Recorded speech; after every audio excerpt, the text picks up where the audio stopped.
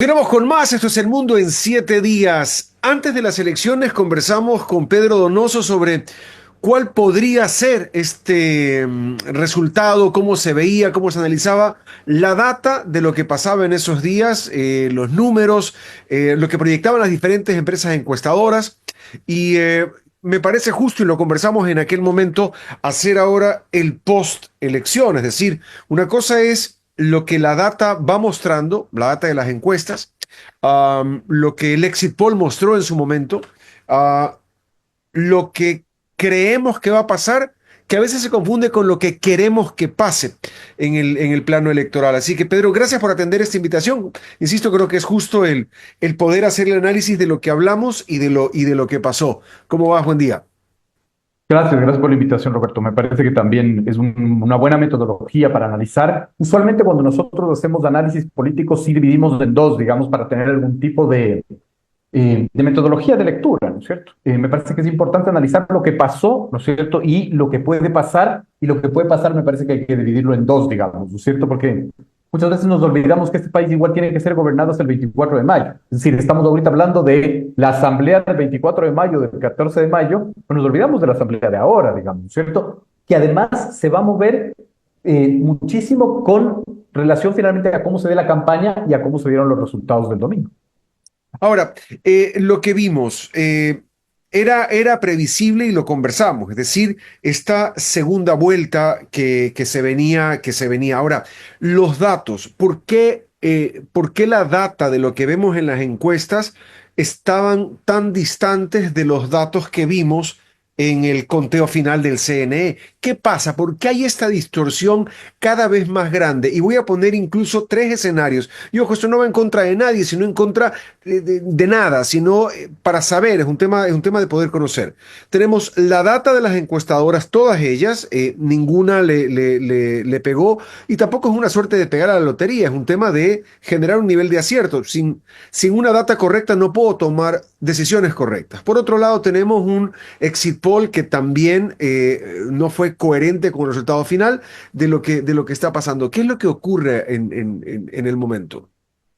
Digamos, yo creo que hay un fenómeno muy importante que creo que es el que hay que discutir, y es, en el Ecuador hay una sola encuestadora, ¿no es cierto?, que acaparó el monopolio de la discusión, que se llama Comunicaliza, digamos, ¿no es cierto? ¿Por qué? Por las características de esa encuestadora, es decir, o de esa encuesta, es gratuita, la recibes en tu WhatsApp, su vocero se pasea por todos los medios de comunicación, pero digamos, creo que se generó un debate sobre esa encuesta y no sobre otras encuestas, digamos, ¿no? Es decir, no todas las encuestas fallaron, hay varias que no, varias que, digamos, se equivocaron por un margen menor, no se equivocaron, sino dieron otro resultado. El Podata tenía otro resultado, digamos, decir, y nosotros discutimos finalmente esto con la base solo de Comunicaliza. Y creo que finalmente sí hay que poner sobre la mesa que una sola encuesta, por sus características, no puede manejar el monopolio del debate en el país. Eso es profundamente preocupante. Lo segundo, un poco lo que ya habíamos hablado, es decir, para mí la metodología de varias encuestas estaba equivocada porque no medía el nivel de indecisión, lo que sí hizo Sedatos, por ejemplo, ¿no? A pesar de que Sedatos, digamos, igual sostenía lo de primera vuelta, pero Sedatos decía, hay un nivel de indecisión alto, ojo, ¿no? Es decir, yo lo que estoy diciendo, ¿no es cierto?, es los que se decidieron en la papeleta podrían votar y este podría ser el escenario. Sin embargo, hay un nivel de indecisión altísimo, ¿no? Y se mantuvo finalmente los niveles de indecisión. Entonces, creo que el nivel de indecisión sí te marca un antes y un después, y es fundamental ponerlo sobre la mesa, que el nivel de indecisión tiene que medirse de manera individual. Es decir, no puedes tú incidir en el comportamiento electoral solo presentando la papeleta y diciéndole no me importa por quién haya decidido, usted vote. Tienes que hacer la pregunta de indecisión. Quiero rescatar ahí un par de cosas. Insisto, esto no está ni a favor ni en contra de nadie, sino un tema de analizar lo que ocurrió como fenómeno electoral, que lo veo algo repetitivo en el caso, no solamente en el caso ecuatoriano, en Estados Unidos pasó exactamente lo mismo. La primera vuelta electoral nadie le pegaba a nada, y la segunda, se juntaron las encuestadoras grandes, hicieron un trabajo en conjunto y lograron marcar una proyección muy cercana a la realidad. Pero más allá de la anécdota, en el caso de Comunicaliza, hasta los números que yo vi al final, era 47-42. Eso era lo que marcaban, que dentro de los márgenes de error, digamos que están ahí. Todos digamos, depende de cómo la quieras leer. La encuesta de Sedatos también, informe confidencial por su lado también. Es decir, los márgenes de error te dan esa camisa holgada para poder ajustar o hacia abajo o hacia arriba y hacer que la cosa pase. Ahora, más allá de un tema puntual, es el ver qué es lo que está ocurriendo, por qué las encuestas no están como eran antes, mucho más cercanas a lo que realmente ocurre el día de. ¿Ves en esta primera vuelta un ausentismo bastante elevado a mi gusto? Mucha gente decía, no, si va a haber segunda vuelta, mejor voy a que me entreguen la papeleta en la segunda. Para muchos es un tema oneroso el salir a votar porque están muy lejos, les toca tomar uno, dos, a veces tres buses para llegar a su recinto de votación, etcétera. Hay una serie de fenómenos que no sé, ¿qué opinas? ¿No están siendo medidos de manera correcta con esta nueva realidad social que vivimos? Bueno, ahí podríamos discutir profundamente, ¿no es cierto?, metodologías, indicadores, etcétera. Yo sigo insistiendo que para mí, digamos, el nivel de indecisión es fundamental, y creo que mucho se derivaba del nivel de indecisión y de este nuevo comportamiento, no sé si nuevo, pero de este comportamiento electoral de decidirlo en la urna, digamos, ¿no? Un gran porcentaje de gente que se mantiene indecisa, que lo expresa y lo dice y que finalmente se decide en la urna. A 48 horas de la votación, una encuestadora seguía sosteniendo que la indecisión estaba por sobre el 30%. Es altísimo, digamos, ¿no?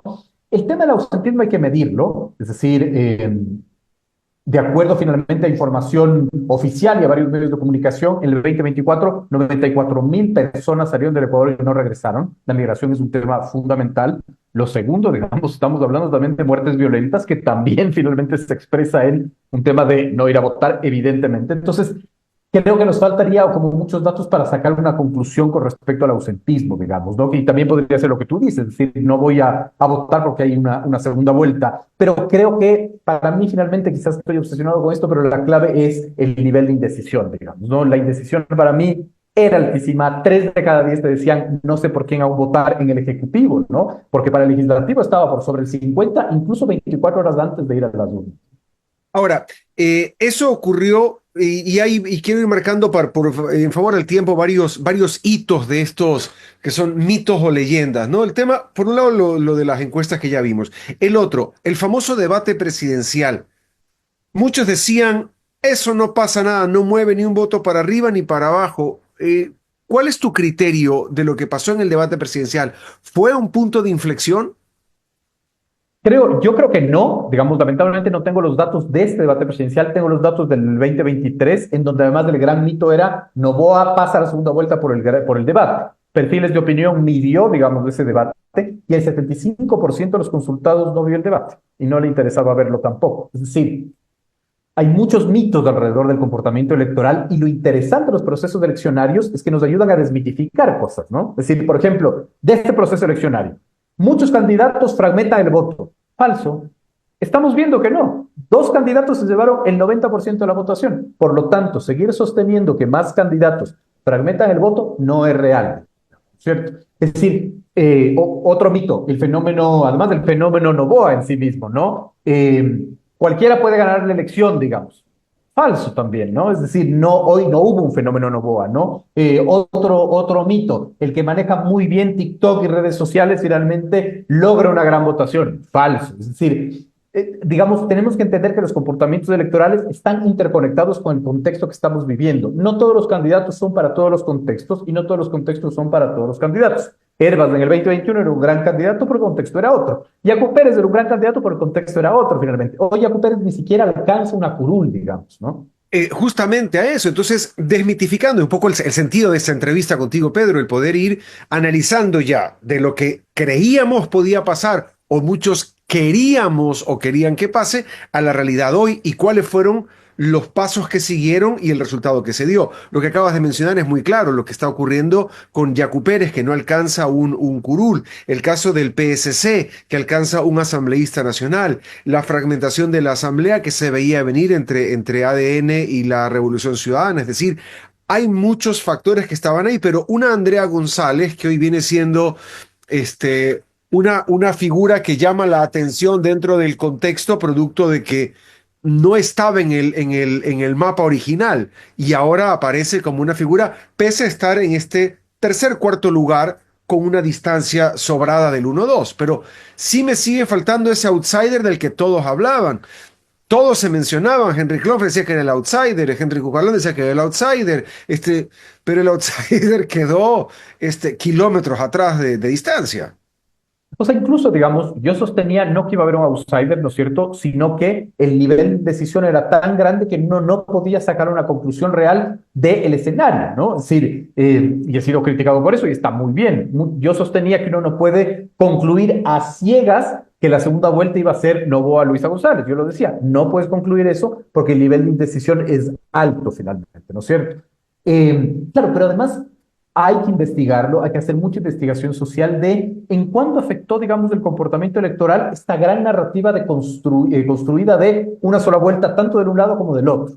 Eso habrá afectado, digamos, para que tengamos este nivel, digamos, de polarización, ¿no es cierto?, en donde 9 de cada 10 votaron por una u otra opción. Sería súper interesante investigarlo, digamos, ¿no? Porque además también hubo la no reacción del otro lado. Es decir, los socialcristianos se quedaron impávidos y no pudieron o no tuvieron una estrategia clara para romper quizás esa narrativa y decir, no, no, esperen un ratito, digamos, es una narrativa construida, ¿no? En sí mismo, digamos, los otros candidatos o las otras campañas, ¿no? Lo de Topic para mí sigue siendo una gran incógnita, es decir, digamos, lo sacaron de la papeleta, pero no tuvieron la habilidad finalmente de construir, ¿no es cierto?, una candidatura que nazca fortalecida de la victimización de un candidato como Topic, digamos. Tal es así que ahora Suma acaba de decir que va a apoyar finalmente a Noboa, es decir, un desorden político absoluto.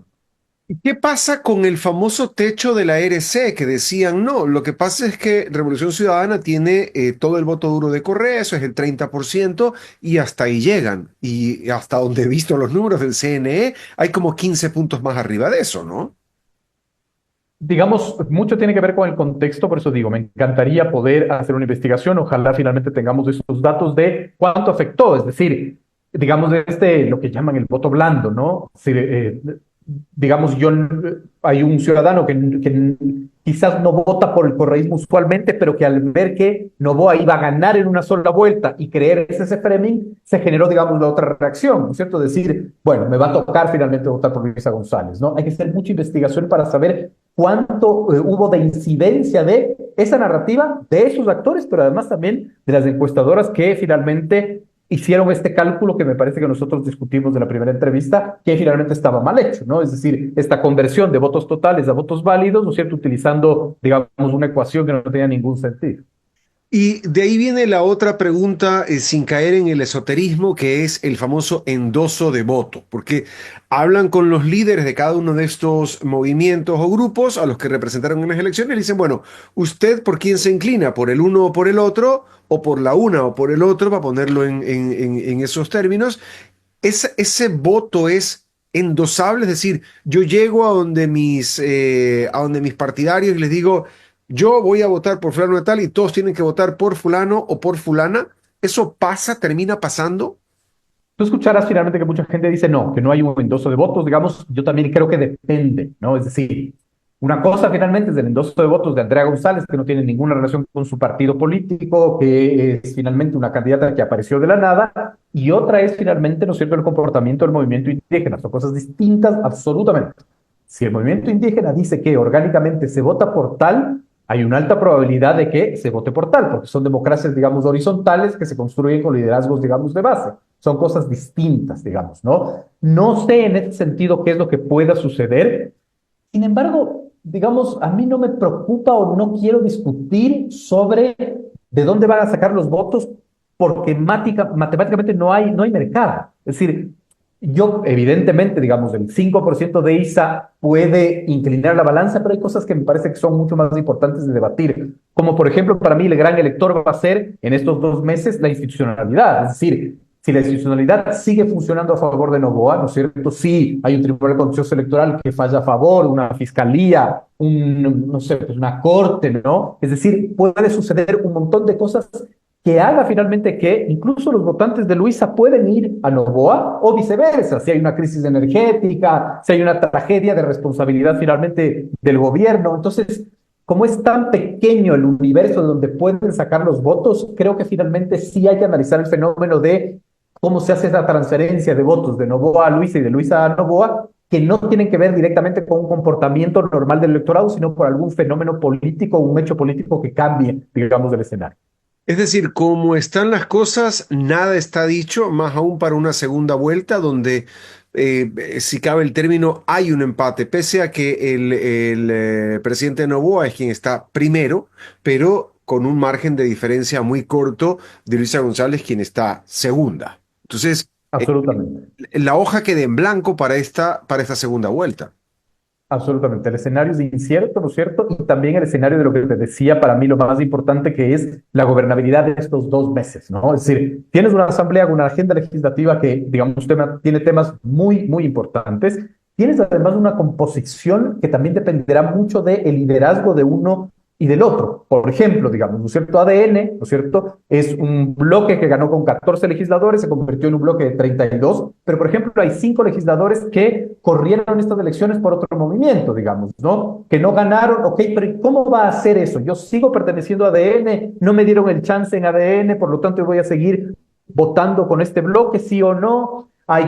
Digamos, 3 asambleístas, por ejemplo, que son suplentes en la elección que acaba de pasar. Por ejemplo, hablemos de Diego Matovelle, ¿no es cierto? Este asambleísta tiene un puesto en la Comisión de Administración del Legislativo en el CAL, es un voto muy importante para ADN en el CAL, y es el suplente de Anabel Asín. La pregunta es, ¿ADN se jugaría por ponerlo de suplente finalmente con el riesgo de perder ese voto en el CAL? ¿O será que Anabel Asín va a ir a la posesión, digamos, y nunca más va a volver a la asamblea y él se titularizará, digamos, ¿no es cierto? Hay 4 asambleístas de ADN que no fueron tomados en cuenta para la reelección. ¿Van a seguir votando con el gobierno? Es importantísimo esto porque el gobierno tiene que gobernar este país hasta el 24 de mayo, independientemente de lo que pase el 13 de abril. Bueno, son muchos los escenarios que pueden irse armando de acuerdo a lo que vayan decidiendo cada una de las dos campañas políticas que están disputándose justamente en la presidencia de la República del Ecuador. Pedro Donoso, muchísimas gracias por tu criterio, que lo compartimos como siempre con la audiencia para poder tomar una decisión mucho más informada de lo que ocurre, de lo que pasa en el movimiento político. Y quiero aprovechar para agradecer públicamente por el envío de este libro que está maravilloso, Cuentos de Crisiología. Una historia muy divertida, un relato muy, muy bien hecho, de las crisis que ha manejado el ICARE. Así que muchísimas gracias por compartirlo. Acuso recibo el libro, me lo devoré en un día. Está entretenido y el relato muy bien hecho. Así que felicitaciones. Gracias, Roberto. Gracias por la invitación. Un abrazo.